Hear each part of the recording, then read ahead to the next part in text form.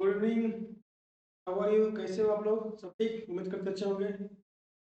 तो आज की क्लास में हम लोग पढ़ने वाले हैं जो कुछ टेक्निक बच गए थे अबाउट द परसेंटेज, है ना।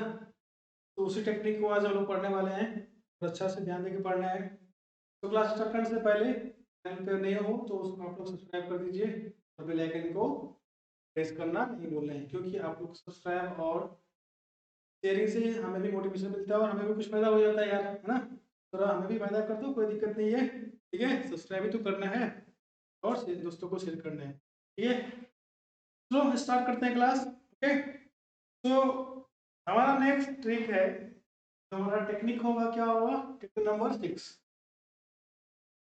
ये क्या होता है कि आजकल जनरली ये चीज़ें एग्जाम में पूछा भी जाता है यहाँ से, और ये हमारे जनरल लाइफ से भी, डेली लाइफ से भी ये जुड़ा हुआ है। क्योंकि कभी क्या होता है, किसी का प्राइस हाई होता है, कभी लो होता है। तो जब प्राइस हाई, सपोज करो किसी भी आर्टिकल्स का या किसी भी चीज़ का आइटम का प्राइस जो है इंक्रीज हो गया, तो हम चाहते हैं कि हम जो है इसमें इंक्रीज हो गया तो इतना परसेंट इसका यूज कम कर दें कि हमारा एक्सपेंडिचर जो है, एक्सपेंस जो है, ना बढ़े। राइट।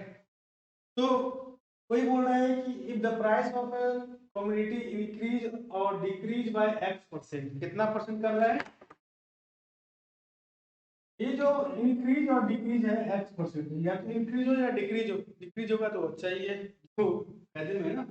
और इंक्रीज हो गया तब तो भाई लॉस हो गया, क्योंकि का प्राइस 10 रुपया, उसको 20 रुपये करना पड़ेगा, 30 रुपये करना पड़ेगा। तो बोला है कि the price of commodity increase और डिक्रीज बाय एक्स परसेंट, यदि एक्स परसेंट से इंक्रीज होता है या डिक्रीज होता है, देन द डिक्रीज और इंक्रीज इन कंजप्शन, क्या है?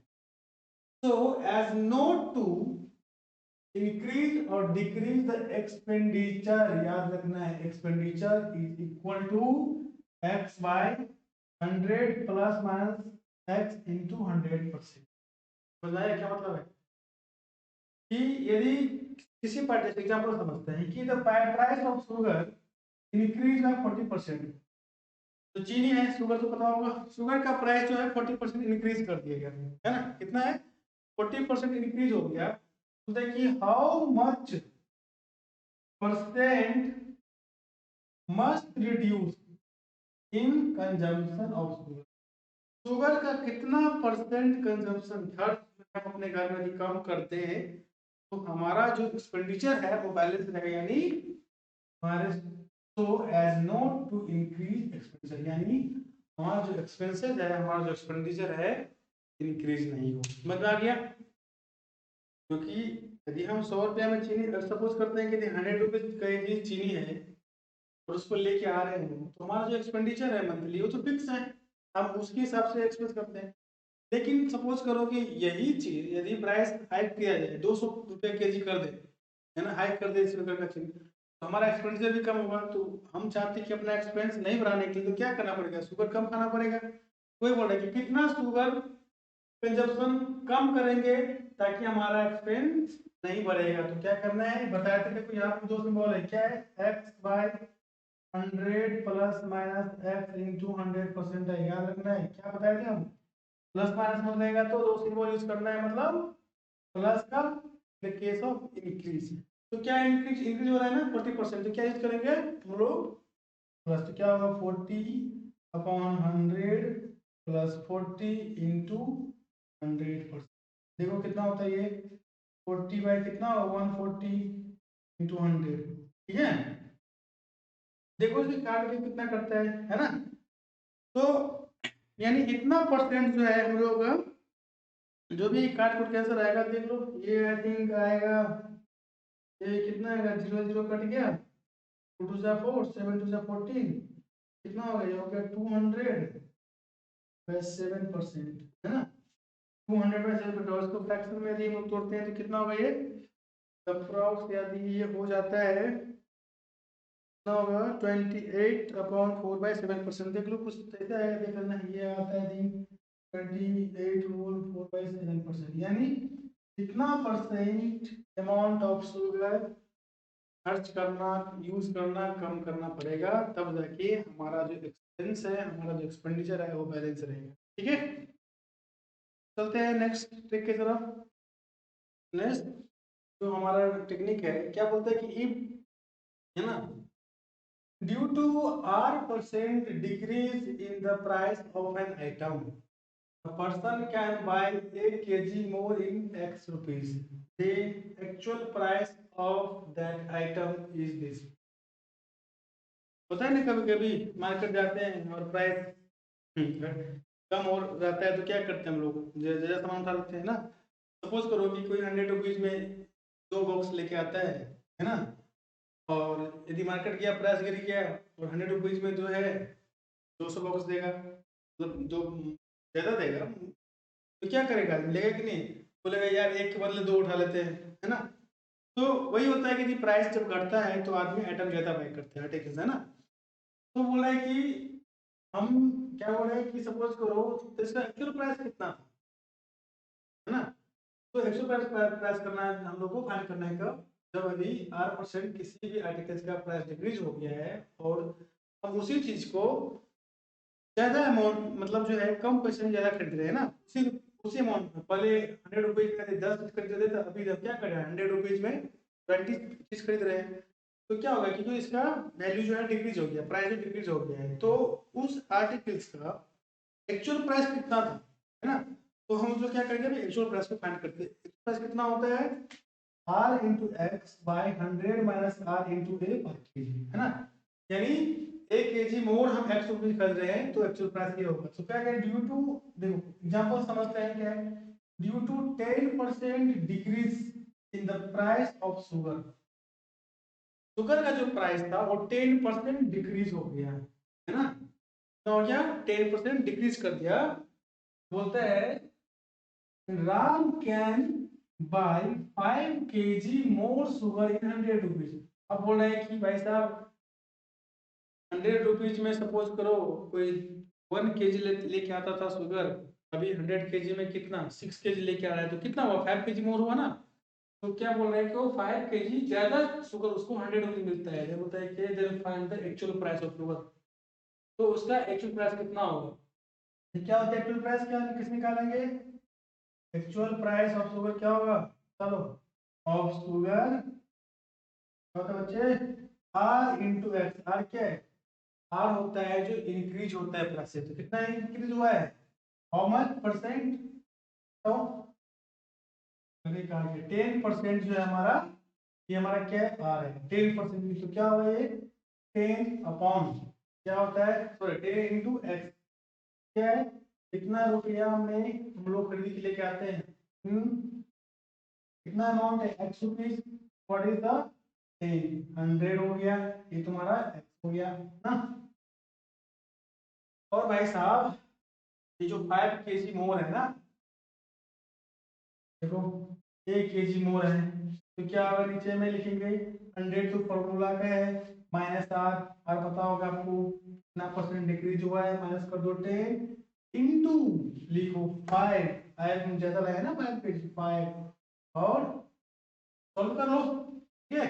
कितना होगा सॉल्व करने के बाद, 100 इंटू, सॉरी 10 इंटू 100 अपॉन कितना होगा 90 इंटू 5, देखो ये से तो कट गया 20 हो गया ना। ये तो क्लियर है, सबको क्लियर है। फिर एक जीरो यहाँ से भी कट गया, उड़ गया, कितना बच गया 20/9, ठीक है। उसको फ्रैक्शन में डिवाइड करना है तो कर लेना है, ठीक है, कोई दिक्कत नहीं है, जिसको करना होगा कर सकते हैं, ठीक है। तो मतलब एक्चुअल प्राइस जो है किसी भी आर्टिकल्स का, मतलब शुगर का जो एक्चुअल प्राइस कितना था 20/9, यानी कितना था ना रुपीज का एक्चुअल प्राइस, है ना। इसलिए इतना ज्यादा मिल रहा था हम लोगों को, ठीक है। अगर क्या बोल रहा है कि the passing marks in examination is P%, कितना है, किसी एग्जाम में पासिंग परसेंटेज जो है ना P% है, if candidate score R number. एक एग्जाम है जिसमें 3% मार्क्स चाहिए पास करने के लिए टोटल मार्क्स का, और कोई स्टूडेंट है जो आर मार्क्स लेके आया है और फेल हो गया एफ मार्क्स से, तो टोटल जो एग्जाम हुआ वो कितने मार्क्स का एग्जाम हुआ था, in the find the maximum marks. तो उसको हम लोग एग्जांपल समझे कि पासिंग मार्क्स एग्जाम से 30%, किसी एग्जाम का पासिंग मार्क्स 30% फिक्स किया गया है और कोई स्टूडेंट है, कोई स्टूडेंट गेट 30 मार्क्स, वो कितना मार्क्स लेके आया है? 30 मार्क्स लेके आया है ना, और फेल बाय 30 मार्क्स, और 30 मार्क्स से फेल हो गया, इसका मतलब क्या है कि 30 नंबर और आने से पास हो जाता। And that means if the students get the 60 marks then you will be pass. But यहाँ पे क्या हुआ, 30 नंबर आए और 30 नंबर से वो फेल हो गया। तो बोल रहा है कि कितना का एग्जाम दिया था, है ना, कितना एग्जाम दिया था, तो टोटल एग्जाम कितना का हुआ था, मस्त, तो कितना होगा, क्या बोल रहा है, मैक्सिमम मार्क्स कितना होता है, equal to 100 into R plus F. R मतलब जो मार्क्स उसमें मिला है, जो आर, ठीक है, यहाँ पे सब सेम हो गया, टेंशन मत लेना, ठीक है ना, डिफरेंट भी हो सकता है। ये हमारा क्या है, और ये आर है, और ये हमारा क्या है, जिस नंबर से फेल हो गया, ये हमारा क्या है, एफ है ना, यानी 30 नंबर से ये फेल हो गया, वो 30 नंबर लेके आया, और पासिंग परसेंट कितना कट गया, 30%, तो कितना होगा, आर प्लस एफ, यानी आर कितना है 30, एफ कितना है 30, और ये तीनों यहाँ पे जो है ना, तो जो बोलते हैं ना, को क्या बोलते हैं वैसा, कोइंसिडेंस, है ना, तीनों का तीनों सेम हो गया, ठीक है। तो ये हमारा, उसको कोई दिक्कत नहीं है, नंबर वहाँ पे चेंज होते रहता है। ये कितना हुआ देख लो, 100 इंटू 60 बाय 30, कितना हो गया, 30 टू जा 60, 100 इंटू 2 कितना हो गया 200, यानी जो एग्जाम में पेपर सेट हुआ था वो कितने मार्क्स का, 200 मार्क्स का पेपर हुआ था, है ना, जिसमें स्टूडेंट को 30% नंबर लाना था, 30% में 60 नंबर्स, और 60 नंबर तो उसको 30 नंबर मिला और 30 नंबर तो फेल हो गया, ठीक है। इस तरह से हम लोग एग्जामिनेशन में अपना मार्क्स को भी पता कर सकते हैं, है ना। नेक्स्ट जो है वो देखते हैं हम लोग, जो इलेक्शन से रिलेटेड है, बोल रहा है कि if two candidates, है ना, contested in an election and one candidate got X% of total votes casted and still low, है ना, lose by B votes. The total number of votes casted is equal to 100 into Y by 200 minus 2x. यानी मान लो कोई election में दो candidate खड़ा हुआ है ना, ठीक है, और एक कैंडिडेट जो है परसेंट वोट लेके आया, फिर भी जो है वो भी वोट से हार गया इलेक्शन, तो टोटल नंबर ऑफ वोट कितना गिरा, हाँ कितना वोट पड़ा, इसमें से उसको X% वोट आया, फिर भी वोट से हार गया, तो टोटल नंबर वोट निकालने के लिए हम लोग इस फॉर्मूला को यूज करते हैं। जैसे एग्जांपल से, in election contested by the two candidate, दो कैंडिडेट जो है इलेक्शन में खड़ा हुआ था, जिसमें एक कैंडिडेट को 30% वोट मिला, है ना, जितना वोट आया 30% वोट उसको मिला, फिर भी वो स्टिल लूज बाय 500 वोट्स, वो 500 वोट से फिर हार गया, तो बोलता है कि टोटल वोट कितना कास्ट हुआ, है ना, तो कैसे निकालेंगे, टोटल वोट वोट कितना होगा बताओ, कितना वोट होगा, टोटल जो कास्ट हुआ है 100 into Y, what is Y, Y means तो वाई परसेंट यहाँ पे जो है, तो एक्चुअली ये वहाँ पे भी होगा, है ना, मतलब जितना वोट से हारता है उसको लिखते हैं, ठीक है। तो क्या होगा, टोटल नंबर वोट्स कितना होगा, 100 इंटू कितना वोट से हार गया है, कितना वोट से आ रहा है, बी वोट, दैट मींस ये स्टिल लूज बाय 500 वोट, तो कितना होगा 100 इंटू 500 बाय 100 माइनस 2x, है ना, तो 100 माइनस कितना है 2x, तो कितना होगा 100 minus 2 into x, what is that, मतलब हाउ मच परसेंट वोट ही वोट, कितना परसेंट वोट इसको मिला है 30%, सो दिस इज योर 30। अब इसको सॉल्व कर सकूं, कितना होगा बताओ, इसको सॉल्व करेंगे तो ये होगा 5 0, है ना, 0 0, ये कितना होगा 100 माइनस 60, तो ये 5 0 0 0 बाई 40, एक जीरो का काट दो, है ना, तो ये अप्रॉक्स जो आएगा कितना आ जाएगा, हम लोग देखें इसको, 1250 आई थिंक है क्या, देख लो, अप्रॉक्स आ जाएगा 1250 आई थिंक 1250 वोट, है ना, क्योंकि 5 का 250 और 250 का था 125, है ना, कितना वोट जो था, है ना, 1250 वोट टोटल आया, जिसमें से उसको 30% वोट मिला। कितना परसेंट मिला? 30% वोट मिला, फिर भी वो 500 वोट से हार गया। ठीक है, ये कुछ ट्रिक था परसेंटेज का।